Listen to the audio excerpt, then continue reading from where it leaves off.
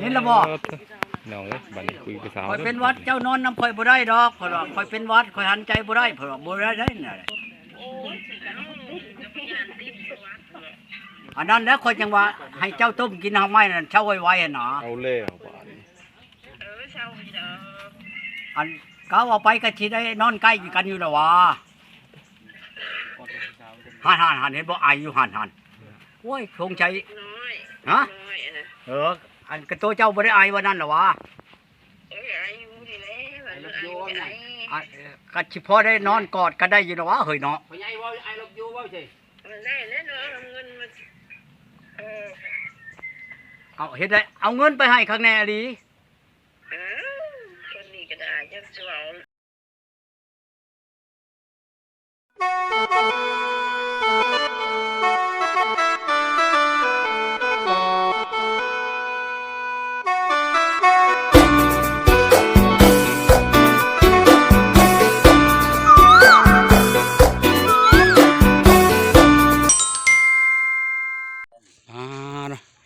ก็อยู่ในเฮือนสบายดีพ่อใหญ่เอาอย่างจุกเนี่ยชาวนางนะหาให้เนี่ยก็ว่าพ่อใหญ่จะกินบางอย่างไปเอาให้นายชาวนางไว้ค่อยเผาแล้วก็เผาไปเฮ็ดอันนี้แล้วก็เผามาเอามาละใบจะเอาลายเราก็เผาหนะเบาแรกก็ยังประชุมคือฉันเขาไปเฮ็ดบัตรอยู่สวรรค์บ่ตอนบ่ายสิมาอันนี้คือการแล้วเฮ็ดก็บ่ฮอดบ่ายต้องเดี๋ยวจะไปเฮ็ดแต่เช้านะนั่นเลยจังว่าเดี๋ยวสิหาหยังมากินนะเขาไปเบิ่งดูหันเขาเอารถยังไปเอารถยังไปเอารถจักรแล้วไปแล้วเขาใช้รถไถเขาไปส่งอยู่ในบ้านห้วยเมานี่ใกล้ๆคนละพักป่วยนี่นะเด้บ่พรุ่งนี้มาตอนเช้าแล้วมานอนในนี้เมื่อคืนนี้พวกเฮ็ดเนี่ยมานอนในนี้บ่แล้วไปเบิ่งพ่อใหญ่ไปเบิ่งในนึงไปเขาการโอ้พ่อใหญ่เพิ่นเฮ็ดบอลกะลารถกะแม่นเนาะพ่อใหญ่เนาะเฮ็ดบอลจอดรถเนาะเพิ่นสิเอารถมาแล้วลูกชายเพิ่นชื่อให้แล้วแต่ยังบ่ได้มาบ่พ่อใหญ่ยังแต่ชื่อแล้วมันว่ารถฮะชื่อแล้วว่ารถฮะแต่ยังไม่ได้มาให้เฮ็ดบอลเอาไว้บอลจอดก่อนบ่ตัวพ่อใหญ่สิได้รถสิได้หาสาวเมืองนองบัดนี้แหละเพิ่นได้รถเลยบัดนี้บ่ต้องขี่รถจักรพอเมื่อยแล้วเนาะว้ายเพิ่นมีรถใหญ่เลยเด้เฮาจะคอยช่วยค่าน้ำมันเพิ่นก็ไปแล้วต่อไปเนี่ยเนาะสร้างเพิ่นก็มาแต่เช้าเติมน้ำแดดเนาะเผาแล้วเพิ่นว่าเผาเลยเพิ่นว่าจะเอาผู้ชาวมาก่อนเอารถได้เพิ่นว่าอะไรเพิ่นว่าจะเอาเมียมาก่อนหรือเอารถมาก่อนเพิ่นว่าพี่ใหญ่เขาว่านี่เขาเอาจะเอาเมียมาก่อนบางอย่างตรงนี้เพิ่นว่าเพิ่นทำว่าจะเอาเมียมาก่อนจะเอารถมาก่อนว่ะโอ้สร้างเพิ่นก็เร่งชุดขีดเลยเนาะมื้อจะได้มุ่งแล้วมื้อนี่เนาะใหญ่โอ้ยตัดแล้วก็มุ่งแล้วเนาะมันเสียเวลาเลยเนาะว่าคำว่าเผาเนาะ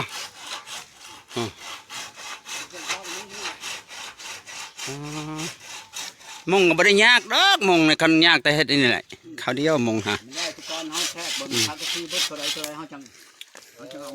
จังชีนี่ประมาณ10 ปลาย10 ปลายแผ่นกันแล้วจังชีนี่ประมาณ12-13 แผ่นประมาณนี้แหละประมาณนั้นแหละเลยประตูเขาทางไหนทางนั้นบ่ไปไงตัวนี้เลยบ่จะเปิดไม้มาแล้วเนาะจะเปิดพอจะเปิดไม้เลยต่อไปก็พ่อใหญ่ก็ลงร้อนนี้แล้วไม่สบายไม่ต้องขึ้นลงพ่อใหญ่เพื่อนตัวนี้เขาว่านอนสบายกว่าตอนนั้นขึ้นลงหักคลองอยู่พุ่นเนาะคลองอยู่เพื่อนพุ่นเนาะมันก็ลงมาได้เนาะอันนี้คือแตกแล้วเนี่ยบ่เจ้ามันบ่เป็นหูโอ้แตกแล้วยู่บ่หรอมันชิยู่อยู่บ่มันบ่รุดบ่รุดหรือว่า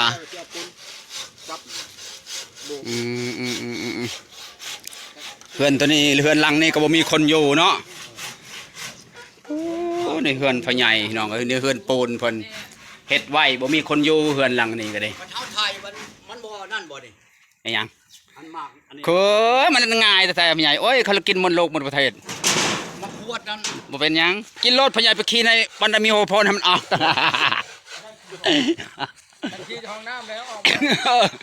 กินนี่จะพาขี่จากห้องน้ำเด้อใหญ่เด้อขี่ตามโฮโพนเด้อให้มันออกมันจะได้กินอีกมันจะได้มากต่อยบางอย่างนี่ อันนี้ก็หากินยากกันนั้นแล้วปีละเถื่อเนาะมันมากไปได้ฮอดปีนึงแล้วดูฝนมันก็หอบได้ง่ายได้นี่ โอ้ชาวนางชาวนางฝากมาให้เนาะ สนางแล้วเอามาให้เอา ชวนงเด้อ ขอบใจชาวนางนะพ่อใหญ่ ขอบใจหลายๆเด้อให้ได้กับอันเท่าพายเด้อ โอ้โห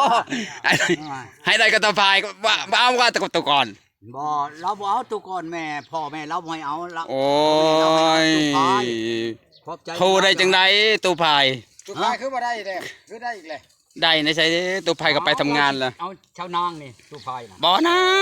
ตูพายว่าตูก่อนมาตูพายสองคนเถอะว่าผู้หนึงย้อนให้ผู้หนึงย้อนให้ผู้หนึงนะคนสุดท้ายเจ้านางบ่มีไผเอาเลยล่ะ พอจะ ผู้หนึง จะเฮืองชาวนางเราบ่เอาเราพังก่อนเรา เราไว้ที่พังเนาะมีแต่พังกับพังบ่ จะพังกับพังเลยค่อยนั้นมันพังบ่ทันบ่ได้ค่อยน่ะ เนาะพังแต่งเฮิงบ่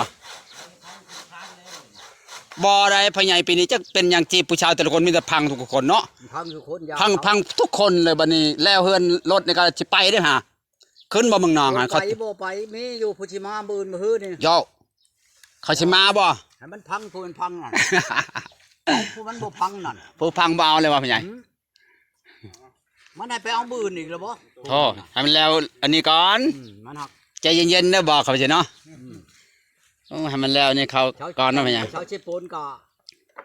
โทรใช้เขาว่าบ่ฮับบ่แม่นบ่ฮั บ่ ปกติบ่เปิดโทรศัพท์มื้อนี้ อะไรเป็นไดงอนบ่ บ่ชงใช้นี่คือสิมันสิไปชงมัน เออ รบกวนมัน กลมันแล้วเราจะไปส่งมันเนาะไปส่งขายไปขายว่าไงเนาะไปขาย บ่เฮ้ยมัน อืมบ่อันนี้คือมันสิอันนั้นมันเอ็นนั่นคือบ่ใช่ตัวยาวๆนี่บ่มันบ่เอ็นมันบ่ตกบ่ตัวนี้ฮะ มันได้ นี่มันบ่ตกบ่มันนั้นขาม ต่อกันที่ ต่อเลยได้ ตีโบใช้ทางในแล้ว ตีโป๊ะแล้ว อย่ามันลงอีกบ่ลงบ่ ลง อย่าว่าเอ็นแรงแทงชั่วโมงนี้มันก็บ่งามแล้วเนาะมันก็ตกแล้วเนี่ยมึงนี่มองมุง2 4เห็นเด้ บ่โตะ บ่ตกบ่เฮ็ดงามแล้วเนาะพ่อใหญ่ พุ่นวัดข้าวพุ่นมันเพียงน่ะนะ ฮะ เฮาใช้ ข้าวเพียงแต่ได้เลยอันนี้คอยซองมันลงมันก็บ่เพียงก็บ่เพียงเด้อคอยซองมันลงมันอยู่ในคอยซองมันนะคอยซองคอยซองมันตรงมันก็ตรงบอกมันแล้วมันลงมันก็ลงตามแหละเนาะถ้ามันตรงมันก็ตรงตามแม่นว่าพ่อใหญ่ฮะเจ้าก็เบิ่งมันตกเขาอย่ามันตกแล้วมันขี้ร้ายเด้ เด้อบางอย่างเด้อ อยากชมบ่สาวนางเอาบ่ถึกต้นหวานแล้วจ้ะเนาะ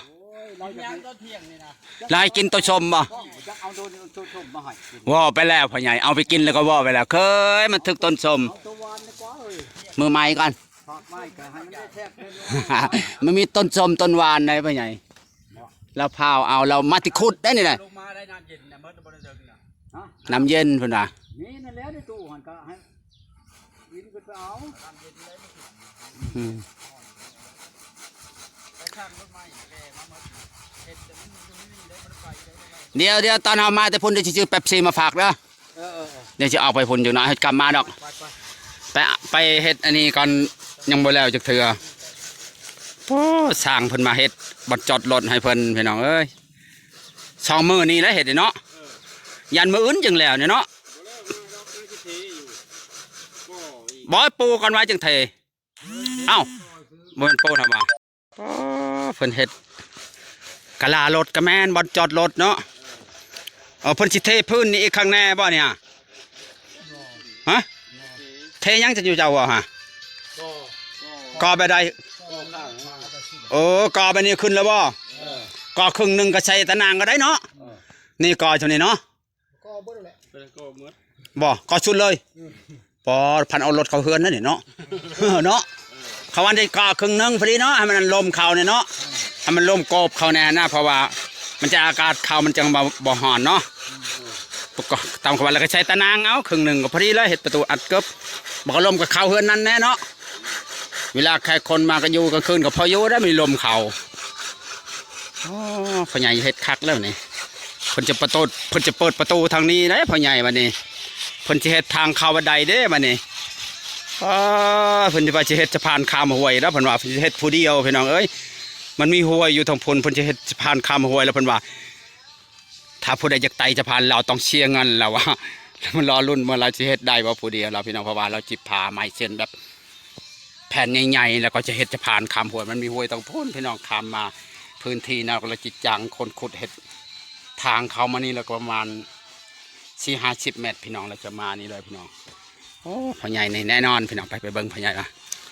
เราเห็ดหยังอยู่พี่น้องโอ้บักม่วงกระดกนี่บักม่วงพ่อใหญ่นี่พี่น้องเอ้ยผู้บ่จักมักใหม่มักตอกโอ้ยมีหลายอย่างของอยู่ของกินแล้วเชียแต่บ่มีเมียคันมีครอบมีครัวนี่คือสิดีเนาะพ่อใหญ่หน่อหมอกหน่อไม้ก็มีแต่บ่มีคนแกงให้กินบ่พ่อใหญ่เนาะมีแต่หน่อไม้เนาะบ่กินบ่ ได้ดอกคน สิไปแล้วเด้อพ่อใหญ่สิไปเดี๋ยวตอนเพลนจะกลับมาเด้อ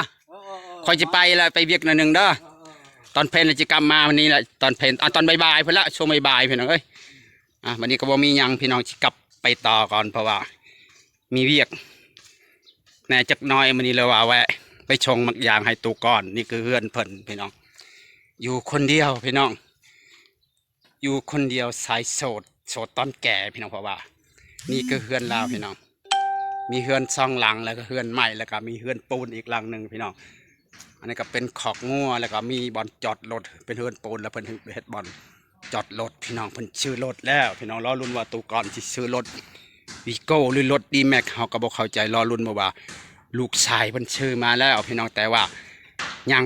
บ่ได้เอามาเพราะว่าเพิ่นบอกว่าให้เฮ็ดบ่อนจอดเรียบร้อยแล้วลูกชายเพิ่นก็สิขับรถมาให้พี่น้องสำนี้เด้อผู้ใดรับเบิ่งรับชมก็จบคลิปสำนี้เด้อพี่น้องเด้อ